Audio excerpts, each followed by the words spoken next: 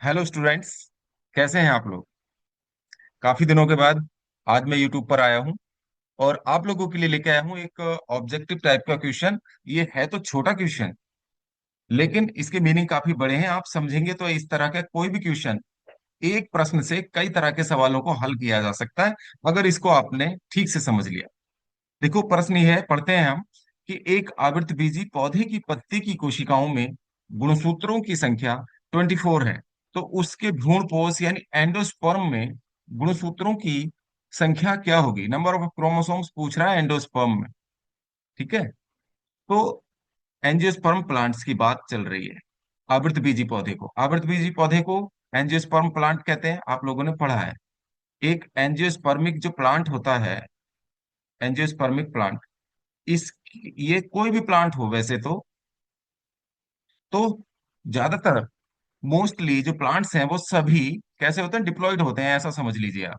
जब plant diploid होंगे, to N होंगे, द्विगुणित होंगे, तो उनकी प्रत्येक सेल, ईच सेल, प्लांट की ईच सेल, बॉडी की, प्लांट बॉडी की जो ईच सेल होगी वो भी टू एन होगी। तो यहाँ क्या होता है, आप समझ लीजिए इसको, कि पत्ती की कोशिकाओं में पूछा है कि पत्ती की कोशिकाओं में गुणसूत्रों की संख्या टू, मतलब 24 है। तो इसका मतलब 2n बराबर 24 है। 2n बराबर कितना हो गया? 24। तो n का जो रेशियो होगा, अगर हम n को मान लें, तो n का जो वैल्यू हुई वो कितनी हुई? 12 हो गई। 12 क्रोमोसोम n में हो गया। ये एक जनरल मैंने एक आपको जानकारी बता दी। वैसे जितने भी एंजियोस्पर्मिक प्लांट्स होंगे स्टूडेंट्स, तो उसमें क्या होता है कि केवल मेल गैमीट और फीमेल गैमीट को छोड़कर, मेल गैमीट देख लीजिए आप, मेल गैमीट में जो नंबर ऑफ क्रोमोसोम होंगे वो हैप्लॉइड होंगे, क्योंकि इसमें मियोसिस के फलस्वरूप मेल गैमीट बनते हैं।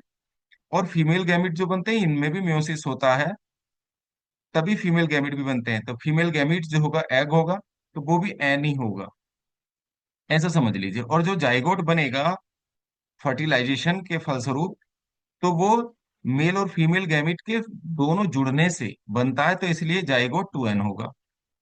लेकिन प्रतीक इनको छोड़ करके, भाई देखो, मेल और फीमेल गैमेट को छोड़ करके मोस्टली जो सेल्स होंगी, प्लांट्स की जो सेल्स होंगी, ईच सेल जो होगी प्लांट बॉडी की, वो क्या होगी? 2n होगी, डिप्लॉयड होगी, है ना? तो डिप्लॉयड होगी, इस बात को ध्यान रखेंगे, ये चीज आप समझ लें। और अब पूछा है उसके भ्रूणपोष में, तो सबसे पहले ये तो देख लीजिए भ्रूणपोष बनता कैसे है। एंजियोस्पर्म में आप लोगों ने डबल फर्टिलाइजेशन पढ़ा होगा, आप लोगों ने पढ़ा होगा डबल फर्टिलाइजेशन, दोहरा निषेचन, डबल फर्टिलाइजेशन। डबल फर्टिलाइजेशन में क्या होता है? दो प्रोसेस होती हैं, वो मैं आपको बता दूंगा। उससे पहले देखिए, एक अगला पेज ले लेते हैं। मैं नेक्स्ट पेज पर करता हूं यहाँ पर। डबल फर्टिलाइजेशन में आपने ये देखा, गाइनोसियम बनाया, फीमेल पार्ट प्लांट का। इस फीमेल पार्ट से डबल फर्टिल ये परागकोश है, एंथर। यहाँ से परागकण पुष्प के भर्ती काग्र पर गिरते हैं। और ये पार्ट, ये वो वाला पार्ट ओवरी कहलाता है, लेकिन ओवरी के अंदर ये मैंने जो राउंड पार्ट बनाया, इसको कहते हैं, ठीक है, एम्ब्रायोसैक। इसका नाम है एम्ब्रायोसैक, भ्रूण कोश। इसको, ये भी बहुत इंपॉर्टेंट क्वेश्चन है, समझने का है। ये एम्ब्रायोसैक है। एम्ब्रायोसैक में जिस साइड माइक्रोपाइल होगा, बीजांड द्वार होगा, उधर उस साइड क्या होगी? एग सेल होगी एम्ब्रायोसैक में। और दो सहायक कोशिकाएं होंगी एंड कोशिका के साथ, ये एग सेल है। इधर एग सेल के साथ क्या होता है? थ्री एंटीपोडल सेल्स होती हैं, प्रतिमुख कोशिकाएं, और बीच में होता है सेकेंडरी न्यूक्लियस, दो केंद्रक से मिलकर ही बना होता है। ये पहले से ही सेकेंडरी न्यूक्लियस दो केंद्रकों से मिलकर बना होता है। तो इसीलिए ये जो होता है ये 2n होता है, ये होता है सेकेंडरी न्यूक्लियस। आप लोगों ने ध्यान होगा, पढ़ा भी होगा, ये 2n होता है। और ये अंडकोशा है, एग सेल, ये n होती है। और ये एंटीपोडल्स भी n होंगे, बाकी सिनर्जिड्स भी n होंगे। ठीक है। इसके अंदर ये 8 न्यूक्लियस वाला होता है। जो भ्रूणपोष होता है इसमें 8 तो केंद्रक होते हैं, 8 न्यूक्लियाई होते हैं। एक क्वेश्चन ये भी बनता है, 8 न्यूक्लियाई होते हैं और 7 सेल्ड होता है। कोशिकाएं कितनी होंगी? 7 सेल्ड होगा। 8 न्यूक्लिएटेड और 7 सेल्ड होता है। आवृत बीजियों का भ्रूण कोष, अगर ये भी सवाल बनता है, ये भी पूछा जाता है कॉम्पिटिटिव एग्जाम्स में, तो भ्रूण कोष में कितनी कोशिकाएं होती हैं? 7 कोशिकाएं होती हैं और 8 केंद्रक होते हैं। इसको भी ध्यान रखिएगा। तो यहाँ मैं आपको बता रहा था कि देखो, ये जो पराग कण जब पुष्प के वर्तिकाग्र से वर्तिकाग्र पर गिरेंगे पराग कोष से निकलकर, तो ये जर्मिनेट हो जाएंगे। जर्मिनेट होकर इनसे पराग नलिका निकलती है। और पराग नलिका के अंदर 2 न्यूक्लियाई होते हैं, मेल न्यूक्लियाई, और एक होता है ट्यूब न्यूक्लियस। ट्यूब न्यूक्लियस नष्ट हो जाता है तो एक न्यूक्लियाई जुड़ता है अंडकोशा के साथ, और दूसरा न्यूक्लियाई जुड़ता है सेकेंडरी न्यूक्लियस के साथ। ठीक है। तो ये मैं बता रहा था, देखिए पहले पेज पर फिर से वापस जाएंगे। तो यहाँ 2 प्रोसेस हुई। एक मेल न्यूक्लियाई किसके साथ जुड़ा? डबल फर्टिलाइजेशन वाली प्रोसेस में एक मेल न्यूक्लियाई जुड़ा एग सेल के साथ। एग के साथ जुड़कर इसने बनाया जाइगोट। तो दोनों एन है, जाइगोट इसलिए 2n हो जाता है।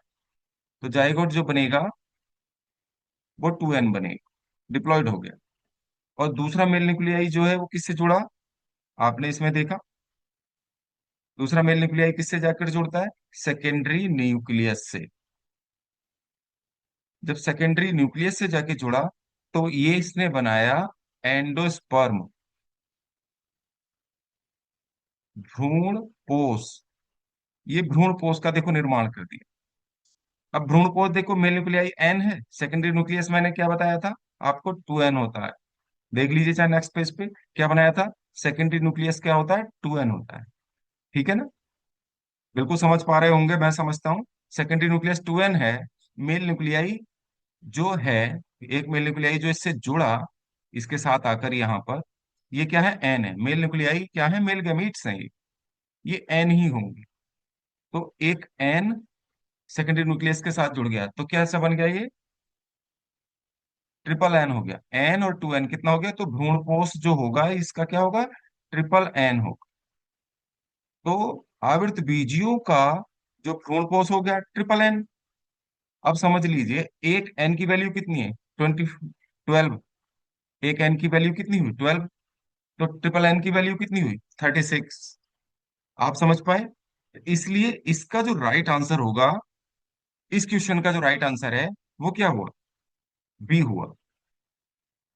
आप समझ पाए होंगे। तो अगर आप समझ पाए हैं तो वीडियो में कमेंट करके जरूर बताएं।